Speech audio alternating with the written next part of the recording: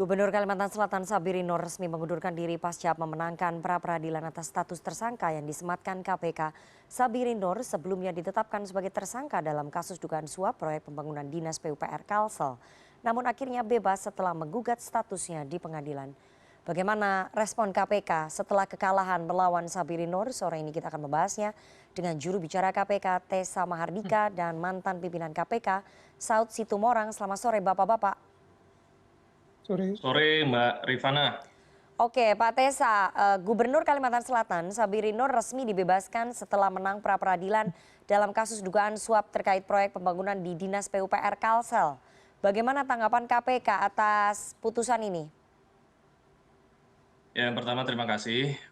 Tentunya KPK menyayangkan putusan pra-peradilan atas pemohon saudara Sabiri Nur selaku Gubernur Kalimantan Selatan, di mana dalam perkara yang bermula dari kegiatan tangkap tangan tersebut KPK menetapkan tersangka di tahap awal penyidikan dengan minimal ada 2 alat bukti. Ya.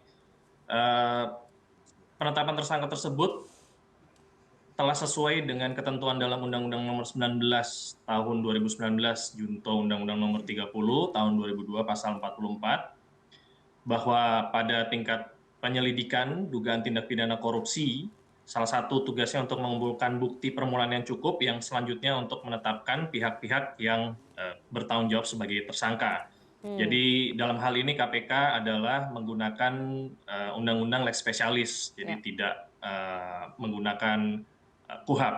Namun demikian KPK tetap menghormati setiap putusan majelis hakim dan akan segera mempelajari risalah putusan tersebut untuk mempertimbangkan langkah-langkah selanjutnya. Baik, saya mau ke mantan pimpinan KPK, Pak Saud. Meskipun tadi KPK menyesalkan tapi menghormati putusan dari pengadilan, tapi sebagai mantan pimpinan KPK, bagaimana Anda melihat kekalahan KPK di pra-peradilan ini? Oh, itu biasa, itu kalah menang itu biasa. Ya kasus-kasus yang besar juga kita pernah dulu kalah terus kita tersangkakan lagi selesai udah. Jadi gini Mbak Nana harus dipahami dulu ya. Ini OTT itu udah kerja panjang, Ya, bukan kerja pendek. Jadi udah ada, kalaupun mau debat nanti di Prapit itu di situ juga sudah ada apa yang kita sebut sebagai peristiwa pidana yang pultoid sebelumnya. Kemudian atas dasar itulah dilakukan penyelidikan. Dilakukan penyelidikan, kemudian main lagi, jadilah OTT itu. Ya kan, jadi artinya dari sisi formil materialnya udah kuat. Jadi kalaupun ada putusan peradilan kemarin seperti itu, ya nanti segera aja nanti teman-teman di KPK untuk kemudian melakukan lagi penyidikan ulang dan jangan lupa segera langsung ditahan aja karena udah jelas kok, udah memenuhi syarat, dia itu kan pernah menghilang walaupun ya. katanya kemana-mana ya kan. Jadi ada dasar untuk kemudian setelah ditersangkakan langsung ditahan saja. Jadi itu mungkin sementara Mbak Nana. Oke, baik. Jadi Pak Tessa, kalau tadi sarannya Pak Saud sebagai mantan pimpinan KPK, kalah menang itu biasa dalam pra-peradilan, tapi KPK harus segera membuka lagi penyidikannya dan mentersangkakan Pak Sabiri Nur. Itu menjadi opsi KPK nggak? Ya, saya pikir ini hal yang sudah menjadi makanan sehari-hari Pak Saud ya di saat beliau menjabat sebagai komisioner di Komisi Pemberantasan Korupsi. Artinya di tahun 2024 ini saja sudah ada sekitar 7 atau 8 pra-peradilan yang dimenangkan oleh KPK yang poinnya itu kurang lebih sama seperti apa yang diajukan oleh saudara Sabiri Nur. Jadi KPK dalam hal ini juga tidak terlalu KPK hanya menyayangkan tetapi menghormati, dan bahwa ada langkah-langkah berikutnya yang bisa dilakukan oleh KPK itu betul. Sebagaimana yang disampaikan Pak Saud, tentunya nanti kita melihat dulu risalah yang sudah dibuat oleh pengadilan pra-peradilan itu untuk diterima dan kita pertimbangkan. Baik, Pak Tessa, jadi ada pro dan kontra ya di publik ketika kemarin KPK menetapkan Pak Sabiri Nur sebagai tersangka, tapi KPK tidak kunjung menahan yang bersangkutan sehingga kemudian yang bersangkutan hilang dan memimpin apel. Jadi ada keterlambatan nih dalam proses penahanan itu. Seandainya kemarin ditahan, mungkin ceritanya akan berbeda. Ya, jadi gini Mbak Rifana, Pak Saud juga paham lah bahwa dalam melakukan proses tangkap tangan itu tingkat kesulitannya berbeda-beda, menyesuaikan dengan situasi di lapangan. Ada beberapa case di mana contoh mungkin kasus Mensos Ya, Bapak Juliari ya, Batubara. Pada betul. saat itu tidak langsung Tangkap, ya. ditangkap. Ada beberapa jeda beberapa Tapi hari yang dan bersangkutan termasuk menyerahkan diri yang pada saat bersangkutan itu. datang, Ya, yang bersangkutan hadir. Ya, jadi dan ada beberapa case yang juga sama. Artinya ini bukan hal yang baru untuk KPK. Dan apakah nanti KPK akan melakukan tindakan selanjutnya? Kembali lagi saya sampaikan tentunya perlu ada pembicaraan, diskusi internal untuk melakukan kebijakan-kebijakan atau tindakan-tindakan apa yang akan kita ambil setelah menerima risalah putusan dari sidang pra-peradilan. baik. Ke Pak Saud ya, Pak Saud, kalau kemarin segera dilakukan penahanan kepada Paman Birin, apakah kan cerita akhirnya ini akan berbeda? KPK masih punya peluang untuk bisa memenangkan pra-peradilan? Ya kembali lagi memang tadi dijelaskan oleh Mas Desa itu ada kesulitannya beda ya.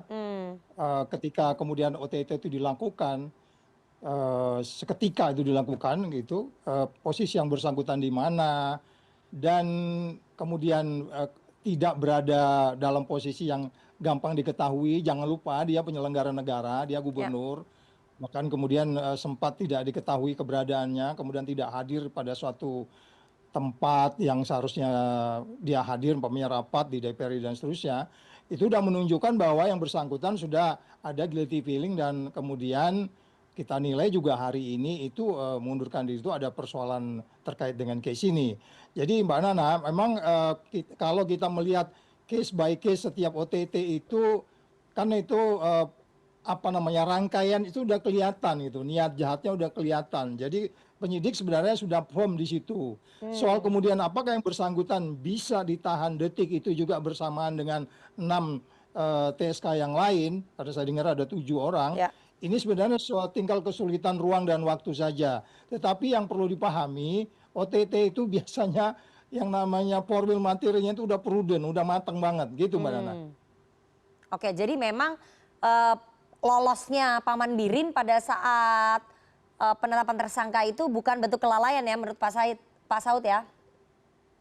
Oh ya, sementara saya menyimpulkan gitu, aku nggak masuk bagaimana kronologisnya, aku juga nggak ngelihat kamera. Biasanya kalau mereka OTT bisa bawa kamera, kita bisa nonton di KPK. Tapi maksud saya nggak ngelihat itu. Tapi kalau lihat dari kronologis dan sequence apa namanya, bagaimana OTT itu dilakukan, bahwa itu barang-barang yang sudah jadi sebenarnya, dan komunikasi sudah ada. Dan peristiwa yang sebelumnya biasanya OTT juga itu kan kejadian berikutnya, Ya. sehingga kemudian saya hanya bisa menyarankan kalau kita hari ini mundurkan diri dalam kaitan menyiapkan Oke.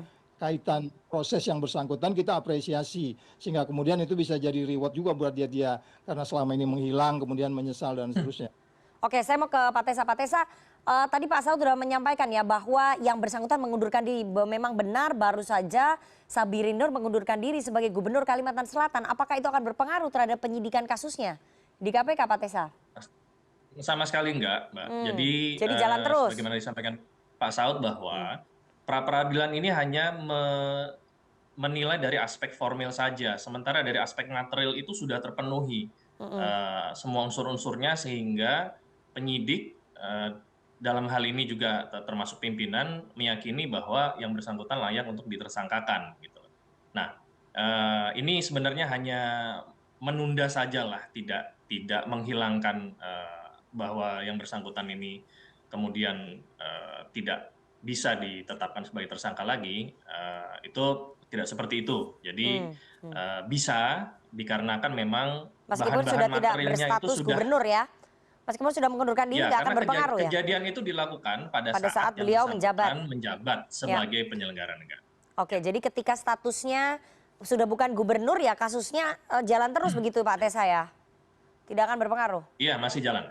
Masih jalan. Oke, ke Pak Saud, apakah dengan mengundurkan diri sebagai Gubernur Kalsel, ini strateginya Sabirin Nur ya? Untuk ya dalam tanda kutip menghindar dari penyidikan KPK. Kan saya udah mengundurkan diri nih gitu. Ya enggak, kan kejadiannya pada saat tempusnya, waktunya kan pada saat dia sedang menjabat, which is itu terkait dengan tugas dia sebagai penyelenggara negara. Jadi kalaupun itu dikaitkan strategi, biasanya teman-teman di KPK strateginya lebih canggih lagi, mereka lebih paham lah tentang itu. Jadi strategi kontra strategi. Persoalan kembali lagi, Mbak Nana, harus diyakinkan kepada publik. Ini yang saya kadang-kadang suka marah juga karena apa? Karena yang hentikan OTT. OTT itu buah barang mateng dan biasanya ada peristiwa pidana sebelumnya. Kemudian didalemin kejadian lagi. Jadi makanya kalau ngelihat OTT siapa yang berikutnya, siapa yang masuk dalam proses penyidikan, itu soal strategi dari teman-teman saja. Jadi harus dipahami kepada penyelenggara negara yang sedang menjabat saat ini, ya kalau Anda punya peristiwa yang sebelumnya kemudian didalami oleh KPK, Anda kemudian melakukan lagi, itu punya potensi Anda di OTT sebenarnya itu. Gitu Mbak Nana. Baik, baik. Kita tunggu nanti bagaimana putusan ataupun langkah selanjutnya dari KPK ya. Semoga KPK tetap melanjutkan penyidikan terhadap Sabirin Nur ini. Kita tunggu nanti perkembangannya seperti apa. Terima kasih juru bicara KPK Pak Tessa Mahardika dan mantan Komisioner KPK Pak Saud Sitomorang sudah berdiskusi di CNN Indonesia Newsroom pada sore hari ini. Sehat selalu Bapak-bapak. Yap, Terima kasih banyak Pak Saud, Mbak Nana. Semangat, Mas. Terima kasih. Ya.